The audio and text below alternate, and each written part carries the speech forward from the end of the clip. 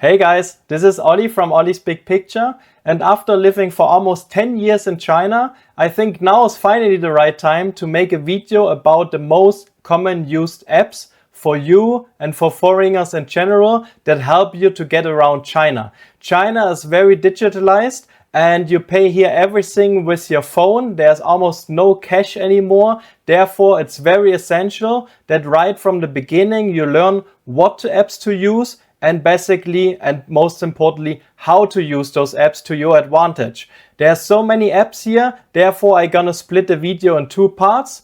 In the first part, I'm gonna show you the most essential apps you need definitely here in China.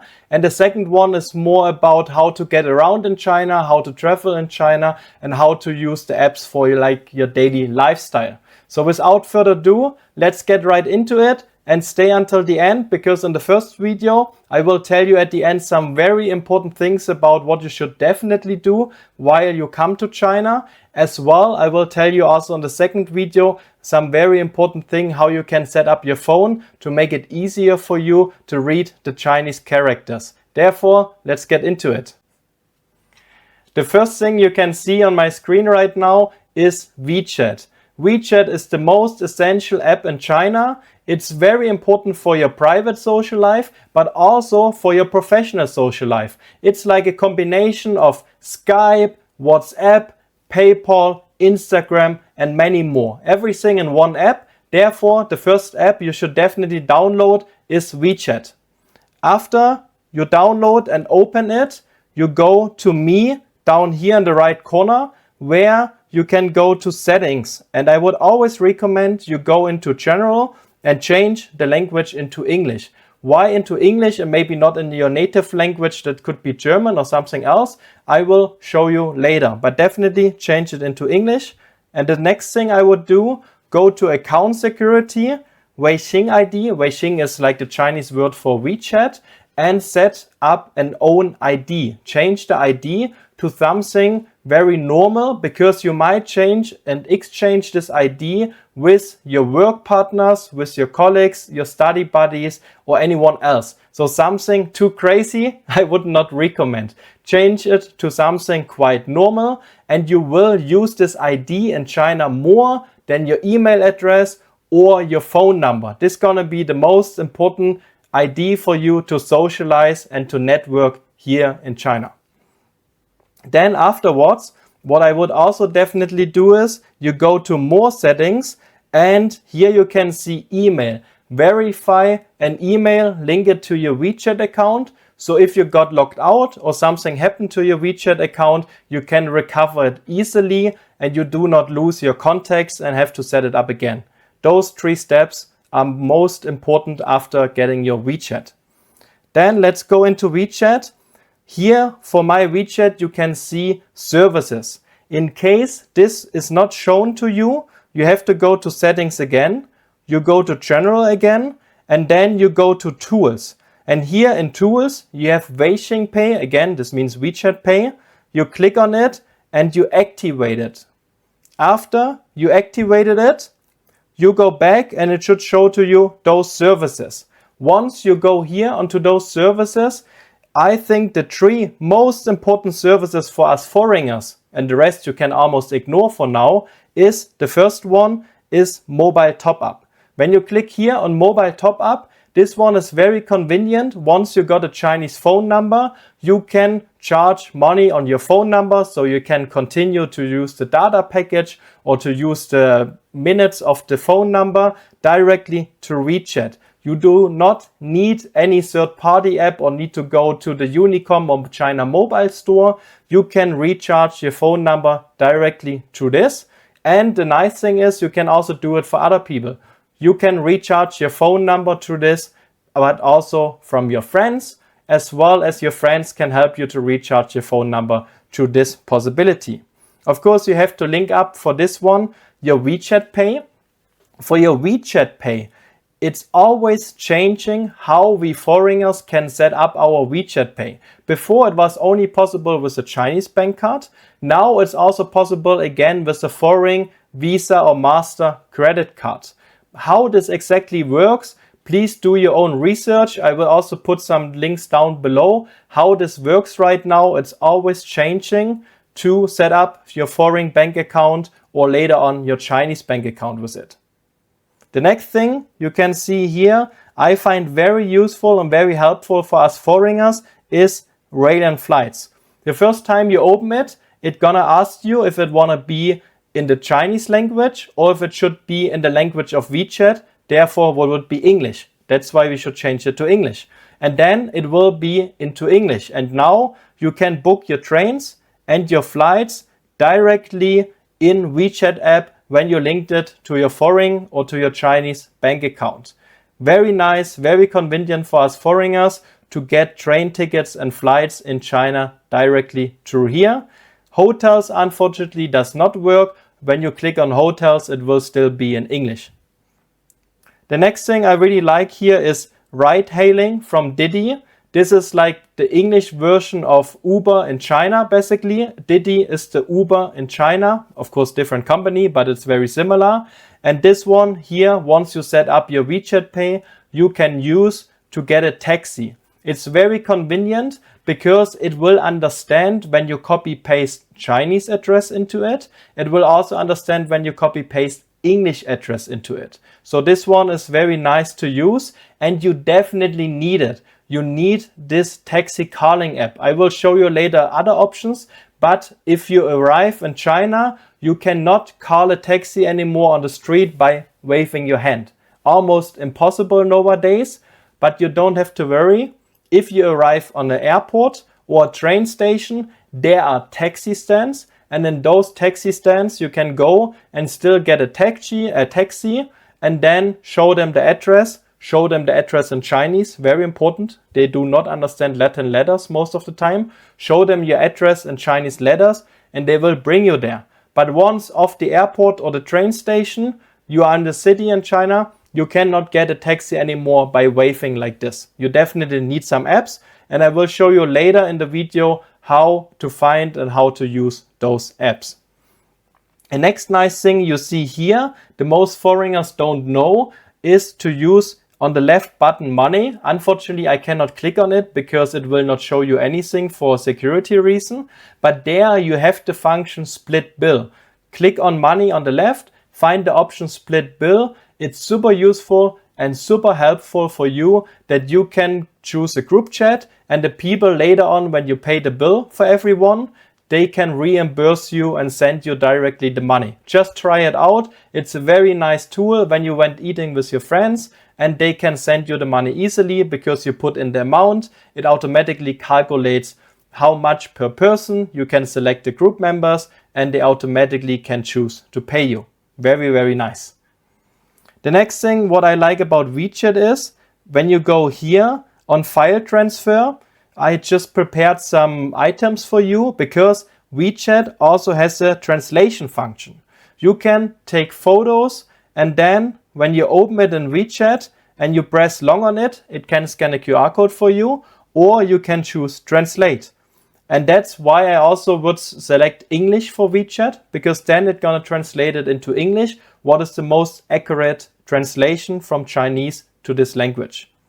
Also very helpful, one of the most used tools for us foreigners in Wechat, you can translate Chinese or any other foreign language message. You can just go into this message, somebody sent you in the chat, you click on translate and it will automatically translate it for you. I love this function. Everybody use it. Also, when you send some English messages to your Chinese friends, they can click on it and it will be translated into Chinese language for them. This is super, super helpful and super, super useful.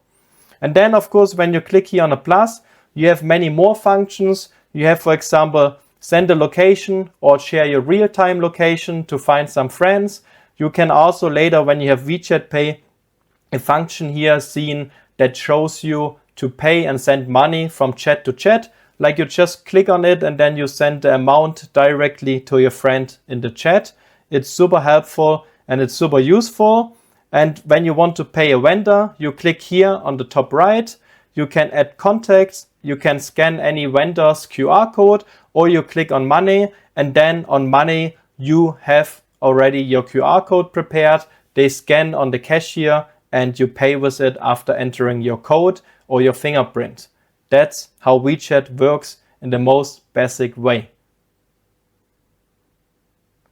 The next thing I highly recommend to get after WeChat is Alipay. Alipay is kind of similar to WeChat, but I use it mainly for paying. When we open it here, I will show you the most functions that are useful for us foreigners. The most useful function, first of all, is definitely for me that I can use it for shared bikes. For shared bikes, you can just use here the scanning. Now, of course, there's no bike, no QR code to scan, but then you can use it to open the yellow or the blue bikes. It's super useful. The next thing I would recommend to use it for is for the metro. You can click here on transport and then it will generate for you a QR code you can use in the metro. You can basically scan the QR code on the entrance of the metro and then again when you leave the metro, and it will be automatically deducted from your bank account. Again, how to set up your bank account in Alipay with your Chinese bank account or with your foreign bank account with a foreign credit card, please do your own research. I will also put some links down below that you can have a most recent file and data information how to do it. The next thing what I really like here about Alipay is, for example, you have again their Didi. In case you cannot download the taxi app by itself, you can also access it here through Alipay, and when you linked it to your Alipay with your bank card, pay directly Didi here in this app to get your taxis. Very important. And the last thing what I use it for is the campus life. When you have a student ID, when you study in China, you can link it to Alipay, and then you can also pay with your student card and put money on your student card through Alipay. How this exactly works, ask your study buddies, ask your friends who are in China for a long time or who are Chinese. They know much better and they can help you less than 10 minutes to set it up for you. And the next thing you definitely use and need as a foreigner is a VPN. Because without a VPN, you cannot access any services from Google, not even your Play Store as an Android phone. I also have an Android phone here. You cannot access Google Maps. You cannot access Instagram, WhatsApp, and many more. Therefore, it's definitely recommended to have a VPN. For me personally, what works best is Astral. There are many other companies for this, but for me, Astral works just the best. I never have issue with them. They always connect. I can always find some servers that work. So I don't want to waste a lot of time to always find a server today that is working. For me, there's no doubt right now, Astral is the best, most stable service to get the work done. And what I like about it, I don't know if iPhone has this function now as well, but for Android users, you can click here on the top right and choose application filter. And this application filter is very handy because when you have your VPN on, you can still choose apps. For example, I chose here Alipay to be not tunneled, to be excluded from the VPN. Very important because I know many, they have their VPN on, then they want to pay something with their Alipay or with their WeChat Pay, but it's very slow because it goes from the Chinese server through the foreign server back to China, and it's a very big hassle. Therefore, I love this function that you can exclude the apps in this one, so your Chinese apps don't have to go through the VPN. It's very nice function. Then the next thing, when you set up these 3 most essential apps, in my opinion, of course, you need some translation, right? I mean, most of us, they don't speak Chinese or fluent Chinese, especially when you come new to China. So for the translating apps, I always recommend to have Baidu Translate because it works without VPN. Also very good, of course, is Google Translate. But for this, you guessed it, you need a VPN. However, definitely download the language pack for English, German, or Spanish, or whatever is your language. and Chinese, so you have those language packs offline. You can also with both apps take photos of your environment and translate menus, as I showed you before also on Wechat. So it's very helpful to also translate pictures and signs on the street. The next thing I always love to use is Pleco. Pleco, you can see here, is an offline dictionary. It doesn't translate full sentences, but it can give you any word you are looking for. It's highly used by students who learn the Chinese language. It's very useful, as you can see here, to find any word you use.